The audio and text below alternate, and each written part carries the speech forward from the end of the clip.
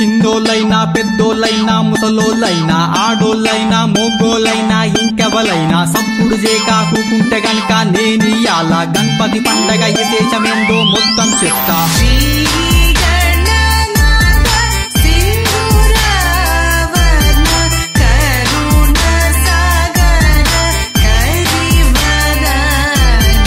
భూలోకంలా ఎన్కటికి ఒక రాక్షసుడుండే, ఏనుగు లెక్క ఆనిముఖము గానొస్తుండే. మస్తుగా శివుని తపస్సు చేసి కృషి చేసిండు. శివుడేమో మరి ఐసైపోయి వరమడిగిండు. నా కడుపులనే ఊరిపోసామని ఈడడిగిండు. గట్లని బిడ్డని కడుపులో శివుడు గుసాయించిండు. మరిదిని పిలిచి పార్వతి అన్నని తొలకరమ్మంది. గైనబోయి గాని చంపి శంకరుని బడిలకి అన్నని పంపే కైలాసానికి.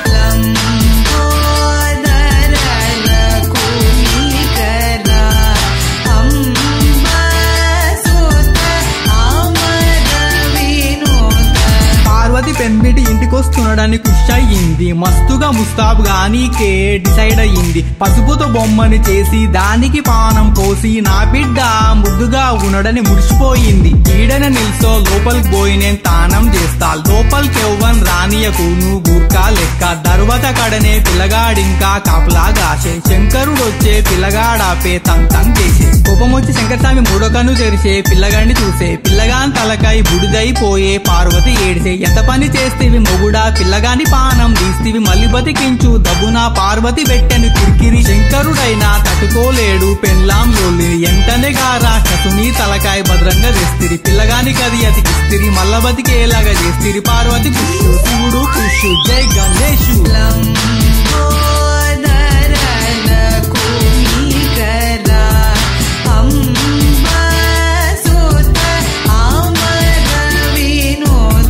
బర్త్డే పార్టీ గాదినం గణేష్ స్వామిది. మస్తుగా చేసిండు భోజనం. కడుపుబ్బింది. చేయనిక పాదాభివందనం కష్టమయ్యింది. కోశిషు బాగా చేసేసరికి పొట్ట పగిలింది. చంద్రుడు తక్కున నవ్వే. గణేశుడు కన్ను మూసే. పార్వతీదేవి ఏడ్చే. చంద్రుణ్ణి కోపం చేసే. ఎవరైనా చంద్రుణ్ణి చూస్తే బద్నామైతారు. పార్వతీదేవి గరమయ్యింది. శాపమిచ్చింది. శాపము ఇచ్చిన ఎంటనే మునిపత్నులకు నిందలు పడ్డాయి బాగానే చేని తప్పులకు. చంద్రుణ్ణి ముఖాన్ని చూస్తే గందుకే నిందలు వచ్చే. మునులందరూ ఈ కైలాసంకి ఎంటనే పోయే. విఘ్నేశ్వరుణ్ణి బతికించేస్తిరి అంతా కలిసి. పార్వతీదేవి కల మీద పడితిరి అంతా కలిసి. పార్వతీదేవి ఆలోచన చేసి గిట్ల చెప్పింది. గణేశుని బర్త్డే నాడు చూడకుండా చంద్రుణ్ణి.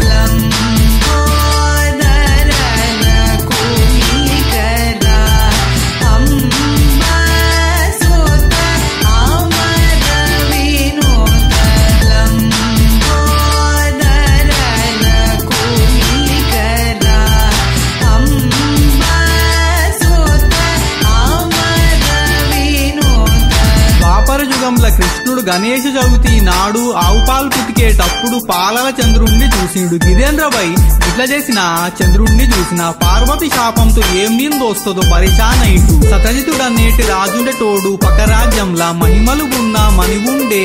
అయినా తాన గైన తమ్ముడు గడి తొడుక్కొని వేటకి పోయిండు. గైనను చంపి మణినెత్కబోయే. ఆడ ఒక సింహము మల్లూకమొచ్చి సింహాన్ని చంపి మణినెత్కబోయే. గుహలో ఉండేటి దాని కూతురికి అడనికి ఇచ్చే. ఇంతల సత్రా జిత్తుడు కృష్ణుడు చేసిండు. జిత్తులు తమ్ముణ్ణి చంపిండు. మణినెత్కబోయిండు. నిందలు వేసిండు.